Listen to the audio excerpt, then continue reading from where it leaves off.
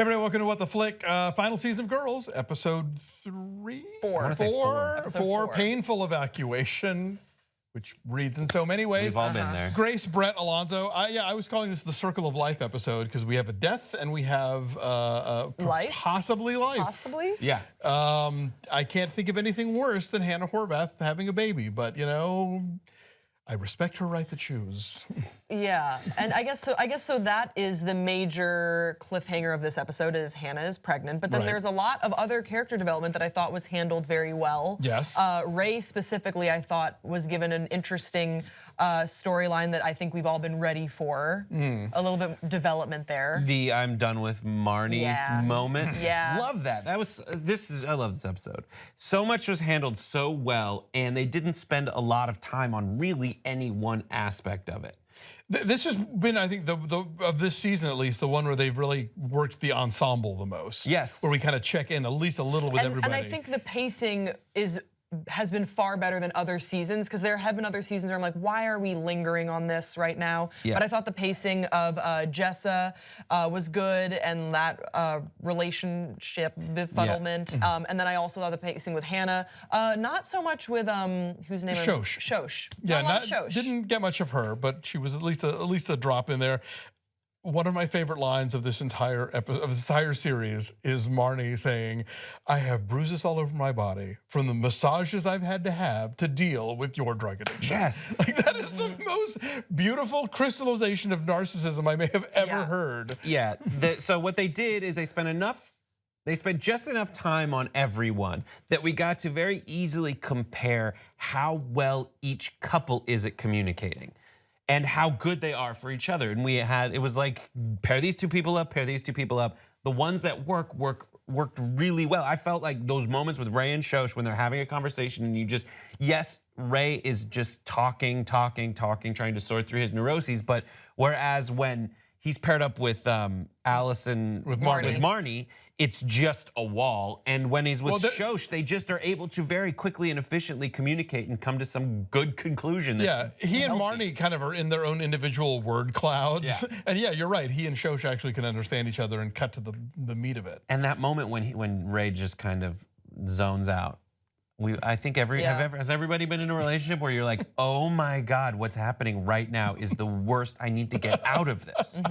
Yeah, and I just think that this was a great episode for Ray in general, as far as like giving the actor something to work with, because he really had. I cried at the end. I mean, not a lot, but just that he's really going through this major life crisis. But it wasn't so heavy-handed that I think we've seen other characters been dealt with in past seasons on Girls.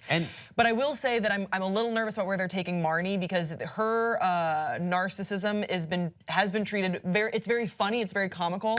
I love it to a certain extent, but I'm worried that it could get a little ham-fisted moving forward if they go down this route. So what's gonna happen with her and her guy?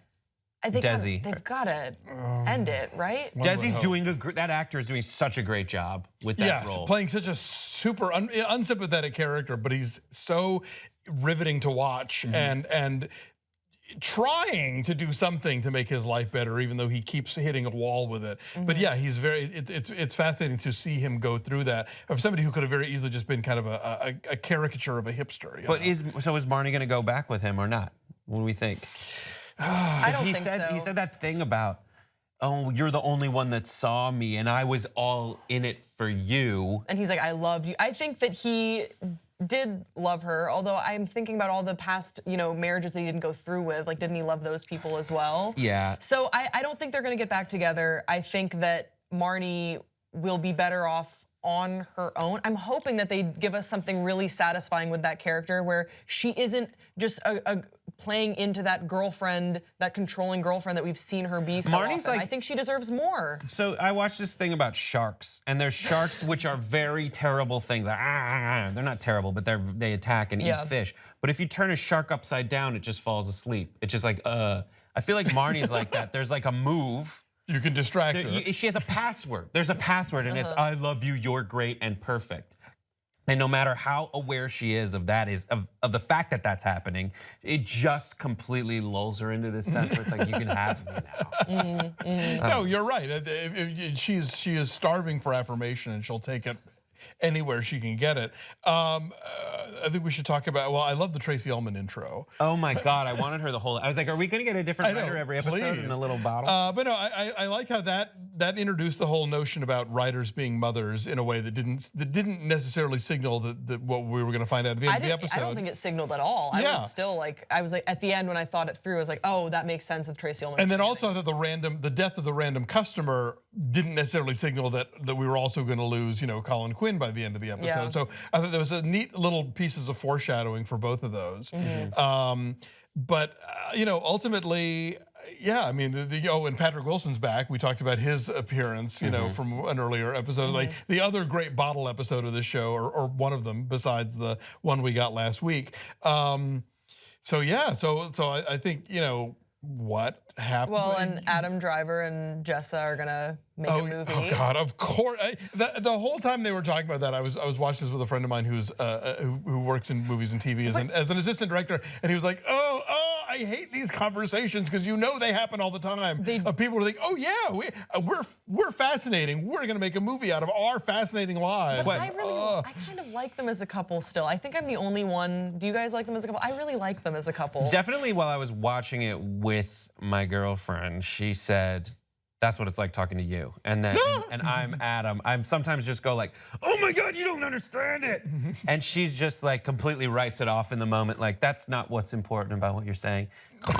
And I'm like, that's what it's like talking to you. So that I've definitely had those conversations. We definitely haven't gone off the rails in terms of like, we should make a movie about this thing. It's so amazing. And do you think that they wrote it in the script that they're supposed to be coked up? Or do you think it was just like all right, let's do one take where you guys are just utterly coked up. You're jumping on the bed in your underpants. I couldn't quite tell if that was mere enthusiasm or actual cokedom. I like how that scene begins though with her like going through these young sociopath checklist. Yep, did it. And I think again, you talk about what's going to happen to Marnie. Like there's a lot of that applies to her too. And so it's like the two of them are fascinating, and I think they're fascinatingly flawed and have potential to do great stuff. But at the same time, they're both kind of sociopaths. Yeah. And then predictions for Hannah and the baby, how is that going to be treated? I don't know.